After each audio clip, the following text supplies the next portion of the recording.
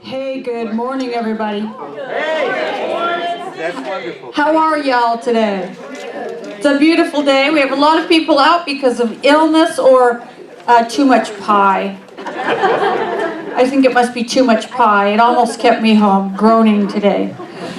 Pie is such a good thing.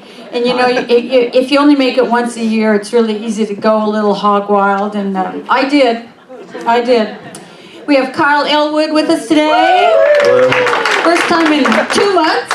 Nice to see you all. And of course, the rest of the band, who are all just extraordinarily wonderful musicians. Really nice to have you here today.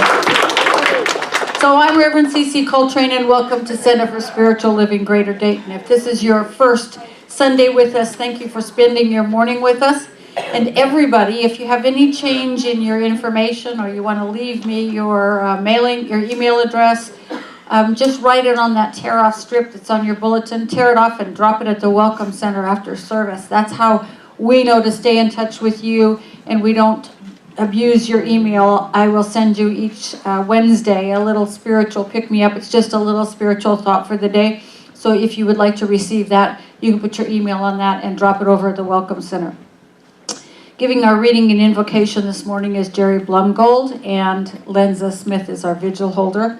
And Jerry and Lana Mayhew will do our interfaith candle lighting, which we do to remind us of the many sources of wisdom and truth that are available to us from all of the world's spiritual traditions.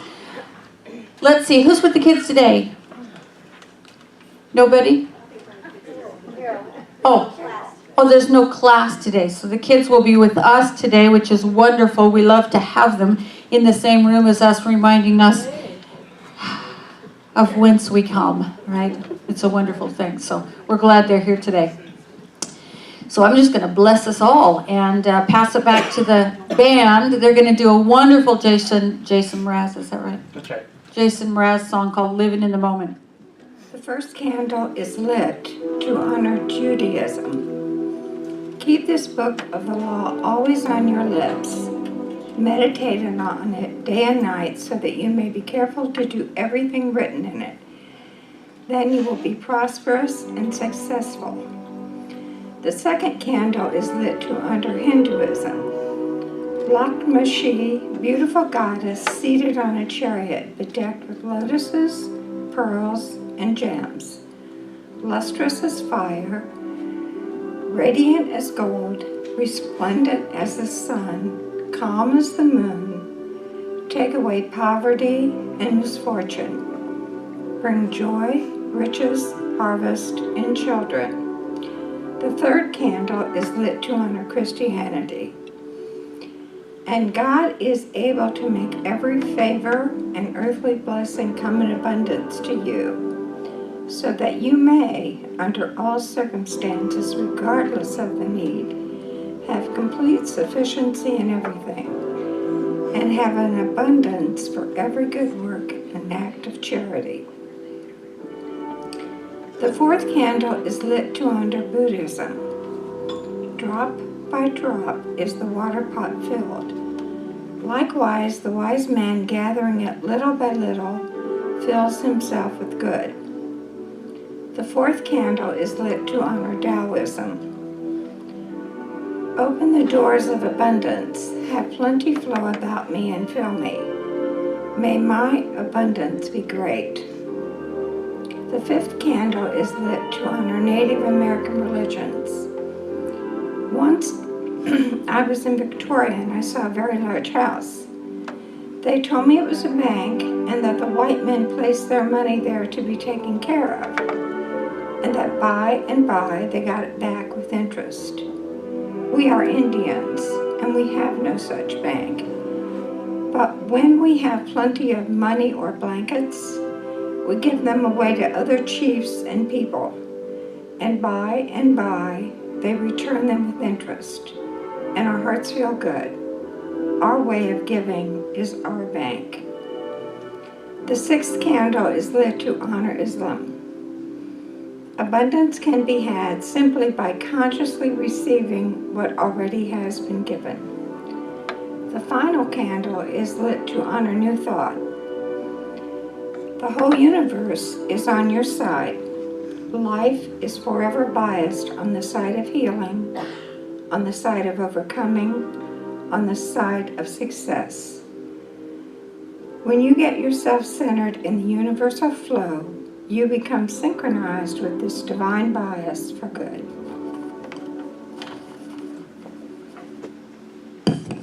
Today's reading is from Neville Goddard. It is only what is done now that counts. The present moment does not recede into the past. It advances into the future to confront us, spent or invested. Thought is the coin of heaven. Money is its earthly symbol. Every moment must be invested, and our inner talking reveals whether we are spending or investing. The circumstances of life are the muffled utterances of the inner talking that made them, the word made visible. Let's take this into the silence for a moment.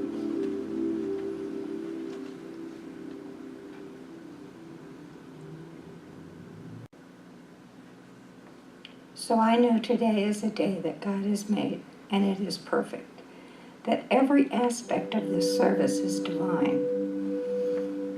Every note sung, every word spoken, every aspect of this day is unfolding with God's energy of light and love and peace. And we are part of this one mind, the wholeness that is God. And I thank you, God, for this time that we are sharing, for this oneness that we are. And together we say, and so it is.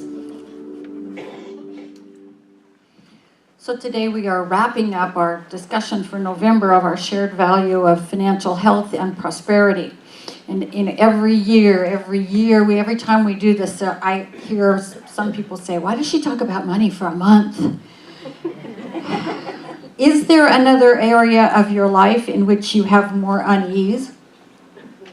Is there a place you have more fear and more emotional attachment? I don't think so. We wrap ourselves up in our money lives and we get so emotionally and spiritually snarled up in really negative ways that it makes a lot of sense to talk about money, because so much of our emotional and spiritual energy is tied up with it. When we occupy ourselves in that kind of negativity, it affects every single part of our lives. Doesn't matter what it is where we get snarled up, but it sort of bleeds out into, when it's something this big, it bleeds out into other areas of our lives. We can lose our peace of mind, even our health, because of worry about money. Anything that powerful in our lives deserves a lot of talking about, I think. So earlier this month, we reminded ourselves that our financial circumstances, our financial experiences begin in our own consciousness. And then that we can reverse adversity of whatever kind, including financial adversity, by a change in our consciousness. As Jesus and all of the other great masters said, it is done unto us as we believe. And so if we believe that we're going to have a lot of difficulty with money, guess what? We will. So we need to look at the ideas that we carry around about money. And then we talked about gratitude as this incredibly powerful way of opening up to financial health and prosperity, yes, but also peace and contentment, all those things that Jason Mraz wrote about in that song, joy and happiness.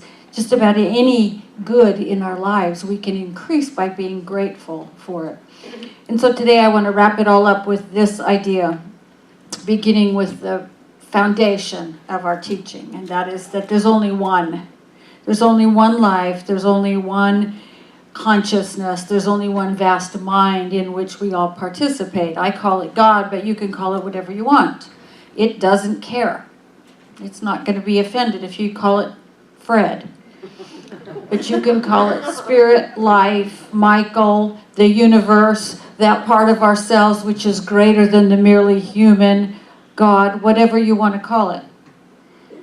There's only one of it, and we all participate in it. So since there's only one life, the energy moving through and manifesting as everything, money is part of it. Money is part of it. One of our greatest from the mid-1900s was a gentleman named Raymond Charles Barker. He's the one who got into the fight with Ernest Holmes and divided the organization, and it stayed divided until 2012, was it? Yeah, and when we came back together, which is very rare in this day and age, but it happened. And so far, the marriage is going pretty well. It has its ups and downs, but so far so good. Anyway, he said, "Money is God in action." So I want to get clear today on what money is and what it's not, what it represents and what it doesn't, and then using all these tools we've talked about, we can practice enlarging our consciousness around money, around our finances, and until they improve. And then we can continue to practice until we're experiencing the material life, the financial life that we want to. And that does not mean that we will all become millionaires overnight. Some of us may. Some of us may. It's happened.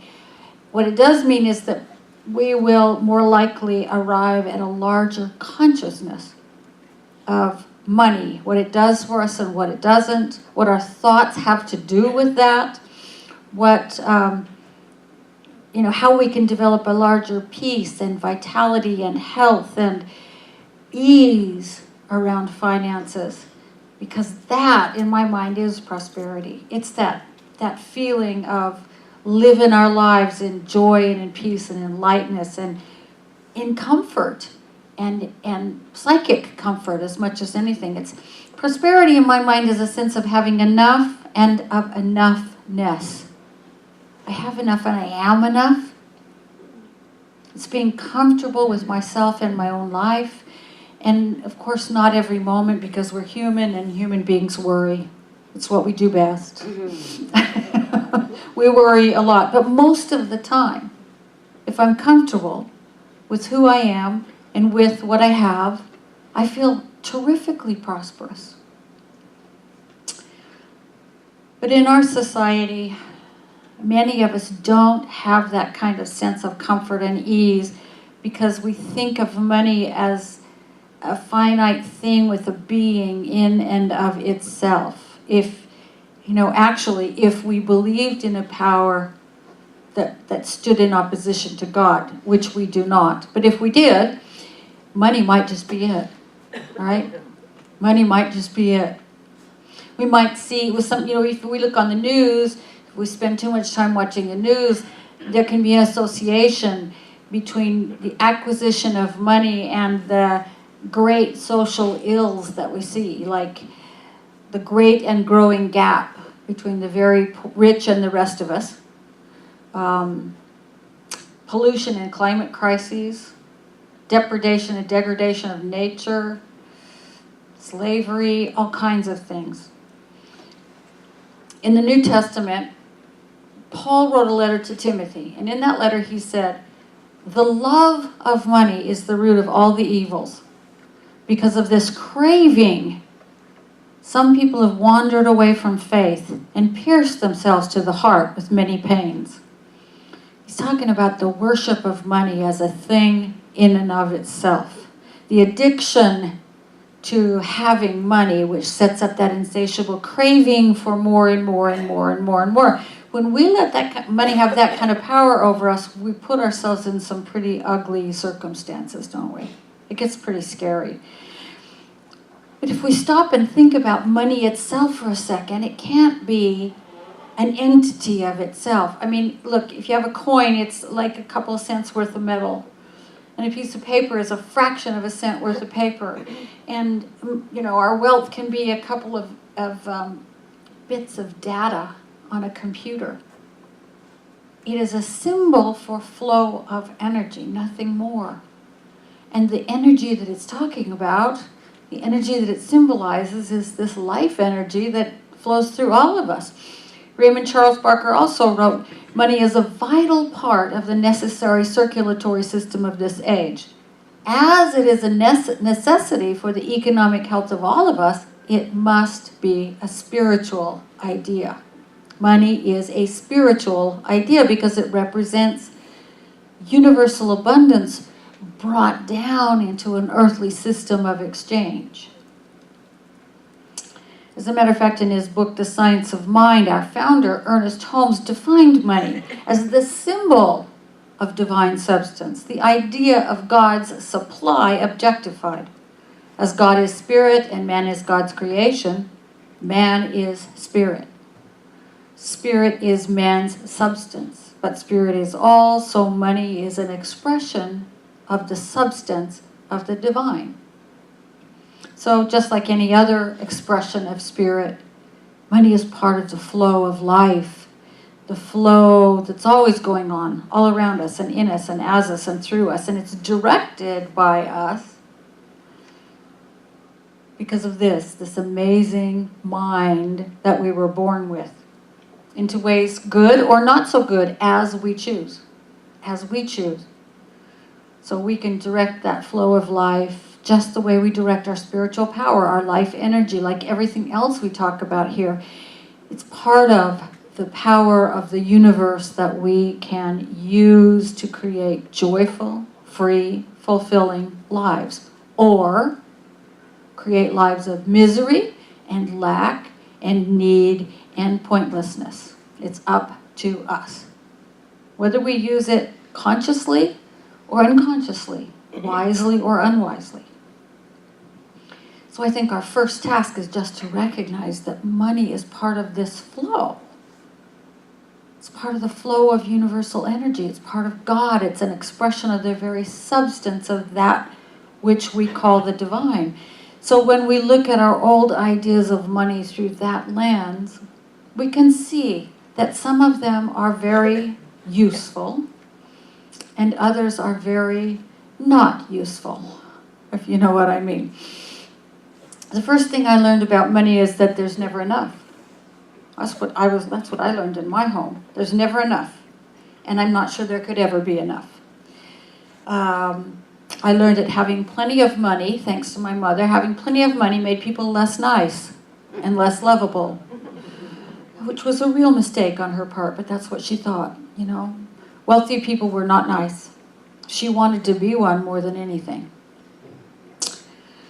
I learned that money was dirty and that it was hard to get. Nose to the grindstone, grind it off after all. I learned that money was the root of all evil. Nobody ever talked about that love of money and that craving. Money was the root of all evil. I learned all sorts of weird ideas about money, and at the same time, I learned that money was to be coveted above everything else. It's no wonder we have confusing ideas with all that swirling around in our collective consciousness, right?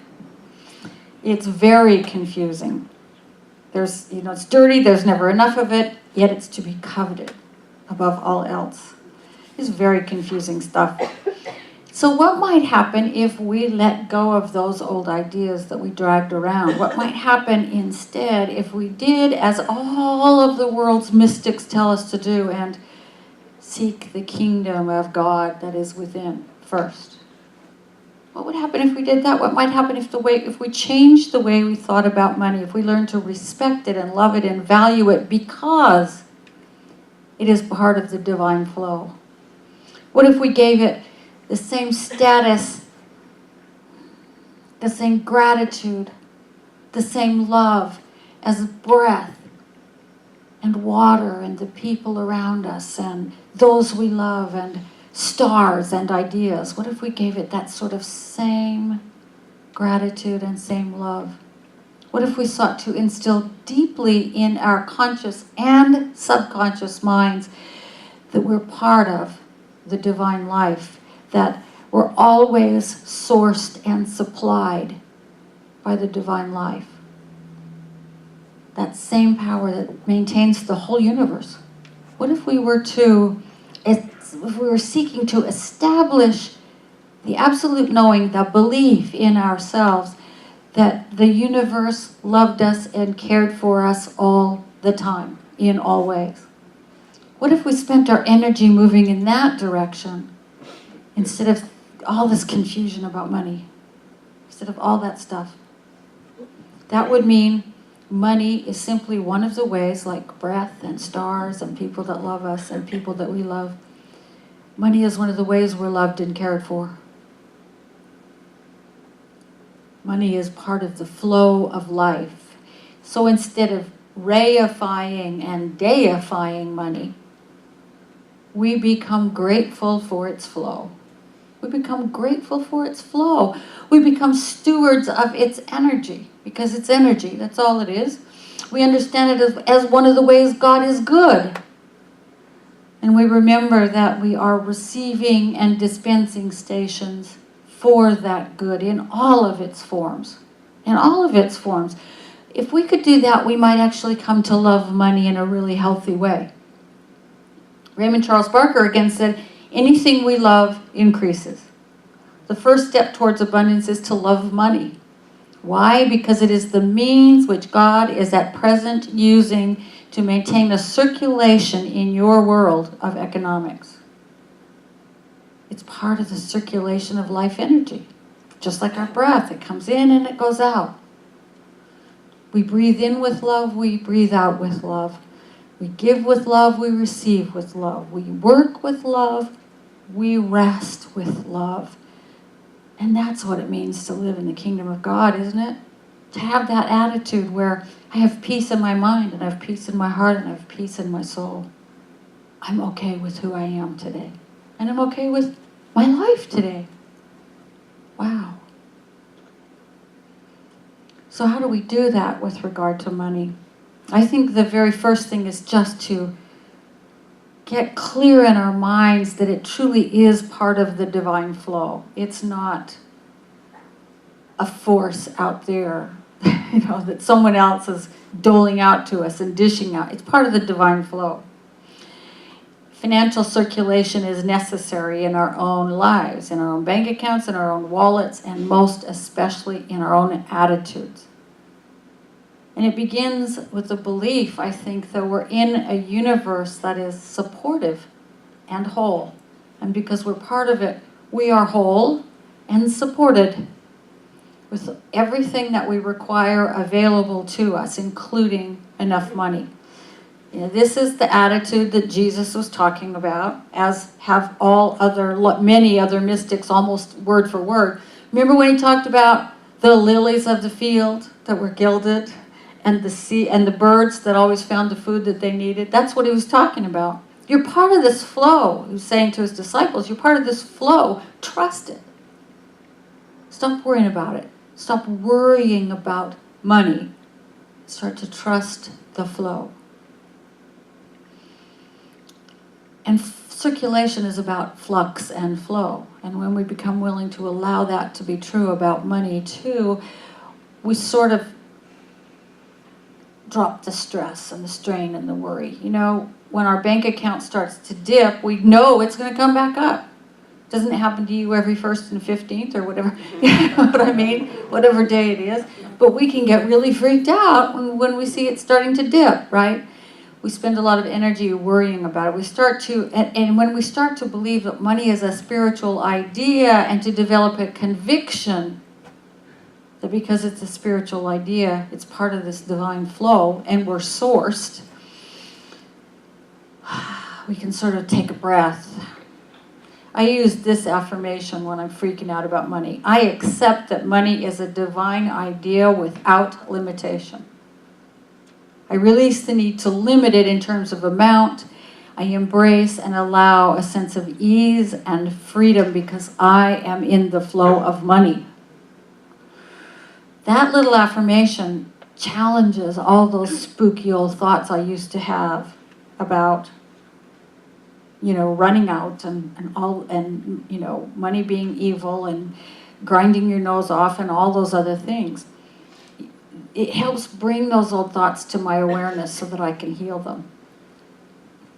Third, we stop worrying. We just refuse to worry.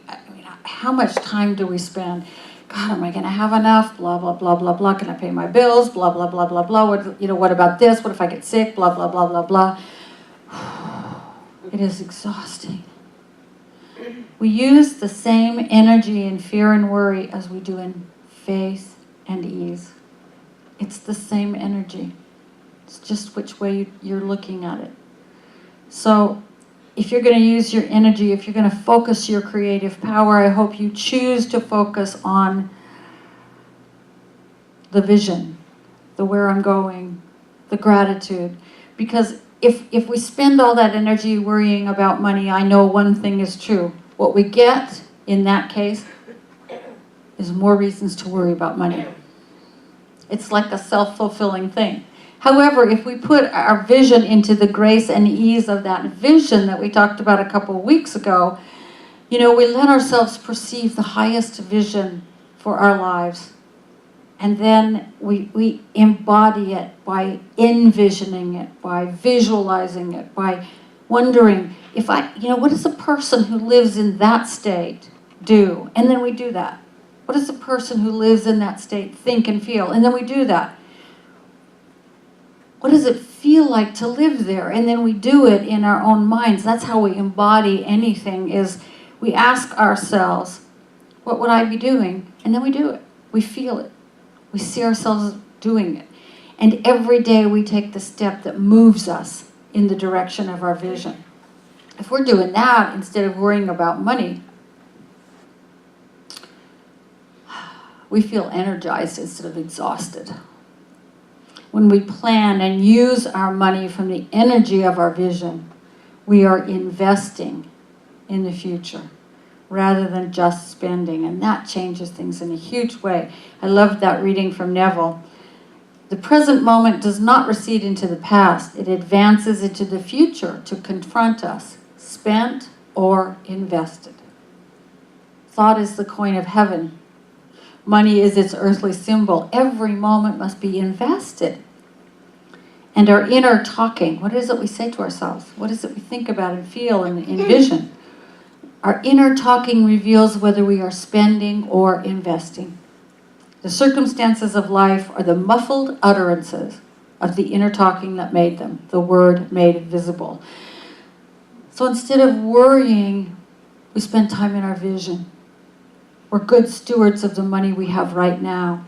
We're giving as well as receiving. We're investing our mental energy in our own future in ways that will bring us peace and contentment rather than wasting it in worry. So I invite you this week to think about a couple of questions. And then choose your answers.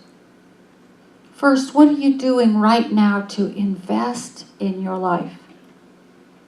What are you doing to invest in your life? How are you moving your thoughts and beliefs and actions into the kingdom of heaven that is within? How are you loving your money well? Think on these questions and then make the choice of answer and see if you don't begin to experience a shift in your peace of mind, in your feelings of abundance, in your ease and grace, and in your overall happiness. I'd be willing to make a bet that you will. Changing our attitudes changes everything. And money is not exempt because it is part of the same flow of life energy that wakes us up in the morning. So those are the questions for you to ponder this week. What are you doing right now to invest in your life? How are you moving your thoughts and beliefs and actions into the kingdom of heaven within? And how are you loving your money well? Anybody want to say anything before we pray together? Everyone's got pie hangover, right?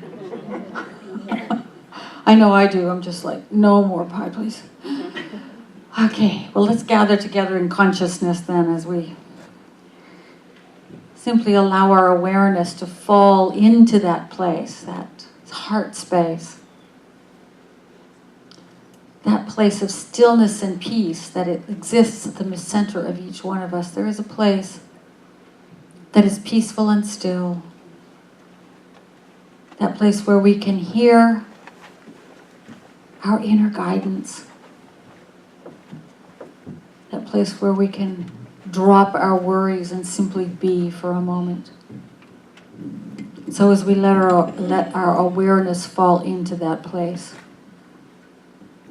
I bring to mind that fundamental truth of being, that there's only one. There's only one life, only one mind, only one great ocean of existence on which I am a wave, which means I am individualized, but it also means I have the whole ocean behind me. All of that power and wisdom and supply and abundance. It's flowing into me and through me and as me right now. And as I know this is true of me, I know it's true of every one of us. For all creation, all existence is the manifest body of God. That great mystery that goes by 10,000 names, but is simply that inscrutable, mysterious, infinite power that brought into being everything that is, and that sustains and maintains life, and that continues to sustain and maintain each one of us.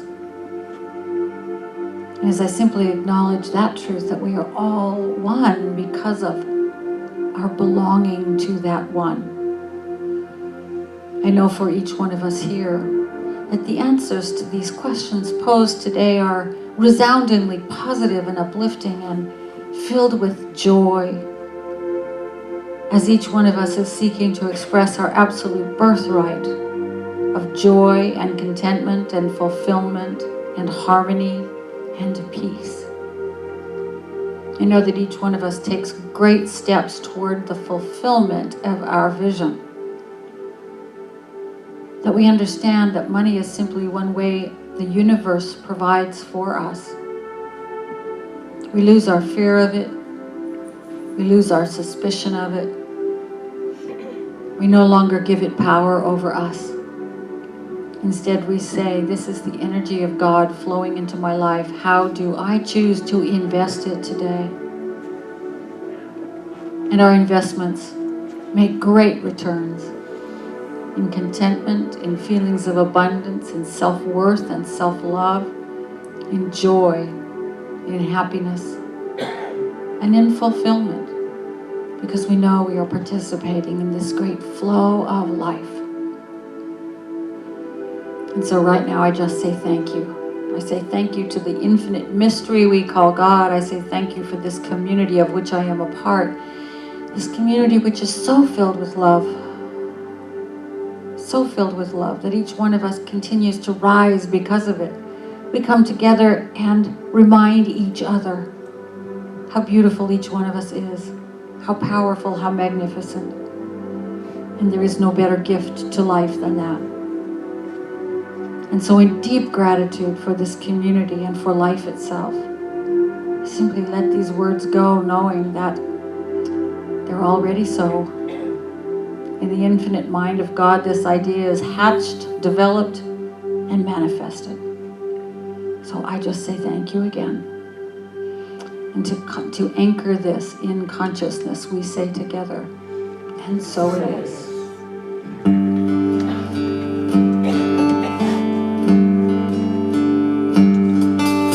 I am just a thread, a simple thread in this glorious web of life.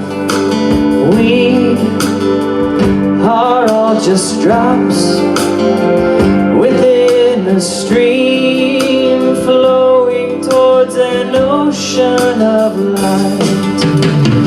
We may forget where we come from. We may forget where we're going to. I might not see that you're a reflection of me as much as I'm a reflection of you.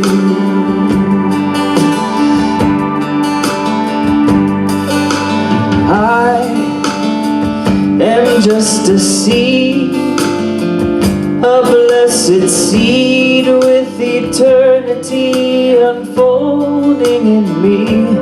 And I pray that as I grow, I will reveal the love that illuminates my soul. When I remember where I come from, when I remember where I'm going to, then I will see that you're a reflection of me, as much as I'm a reflection of you.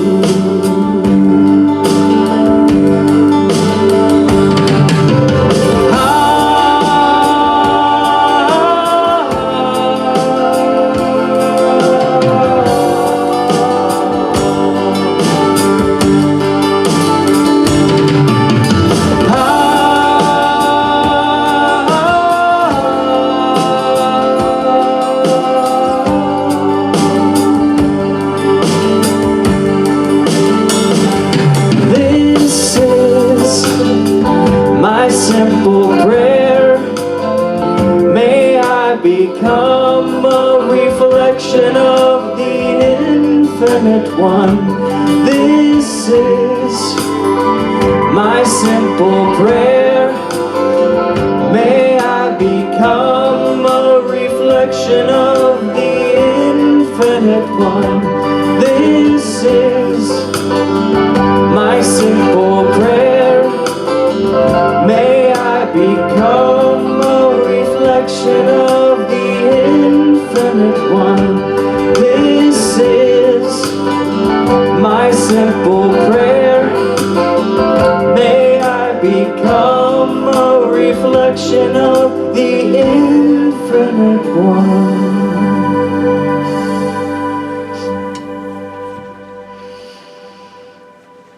Amen. And so now we have an opportunity to invest in our spiritual community. Your investment allows us to simply offer this teaching, this life-changing philosophy through our Sunday services and our classes and our small groups and our workshops and all the other ways, service in the community, all the ways we show up in the world. And we talked today about the flow of circulation and good, and gratitude is the thing that moves us further into that flow and then helps us balance it in our lives. So I invite you to just take a moment and count your blessings. Get some gratitude up in there, stir that gratitude around and start feeling it, and then take your gift in your heart or your hands and just be grateful that you are able to give, that you are in this flow of life, that life is giving to you. And affirm with me, I am joyful. I am joyful. I am free. I am free. I am grateful. I am grateful. I give with gratitude. I give with gratitude. And I say yes. And I say yes. To all the gifts life has to offer. To all the gifts life has to offer. And so it is. So, a couple of quick announcements. This coming Friday from 6 to 9 is our decorating party. So come help us deck these halls for the December holiday. We'll have chili and cornbread and salad and music and fun and laughter. And there will be no hard to assemble tree this year. Yay. Because we were given by one of you a tree that is already assembled and it's easy to take up and down. Thank you, thank you.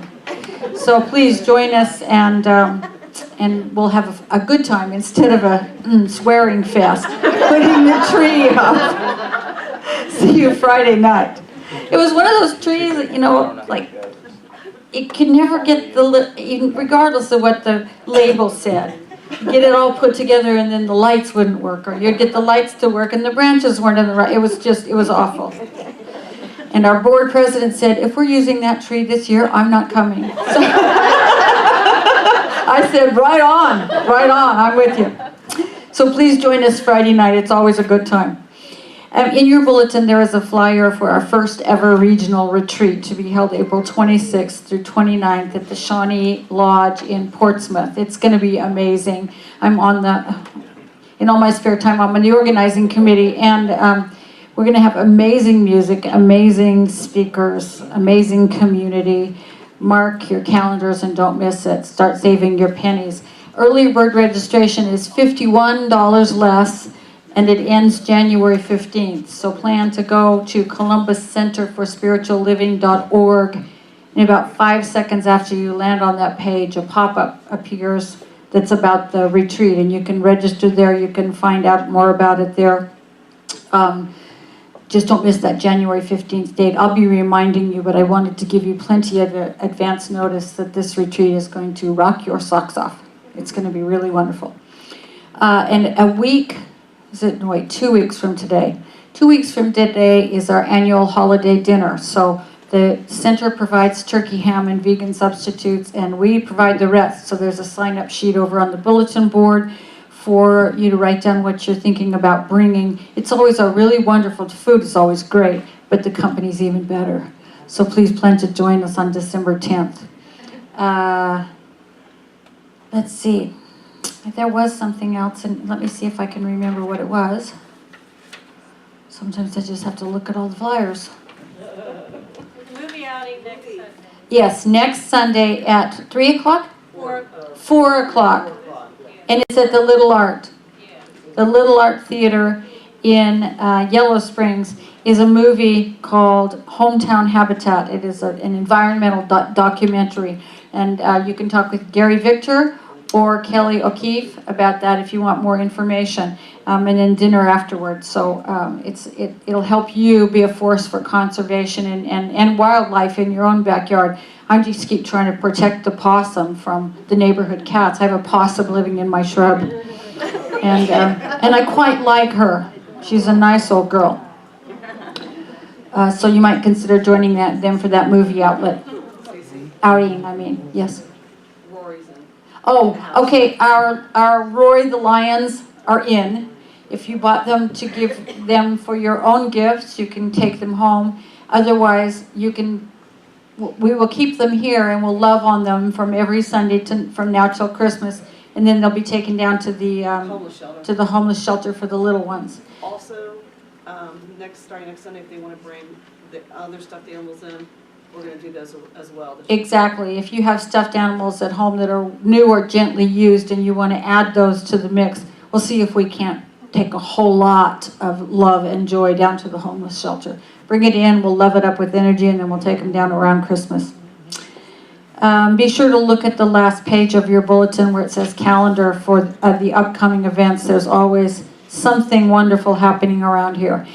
If there's anything you'd like prayer for after the service, our licensed prayer practitioners, the ones in the white or teal stoles, will be happy to pray with you after the service.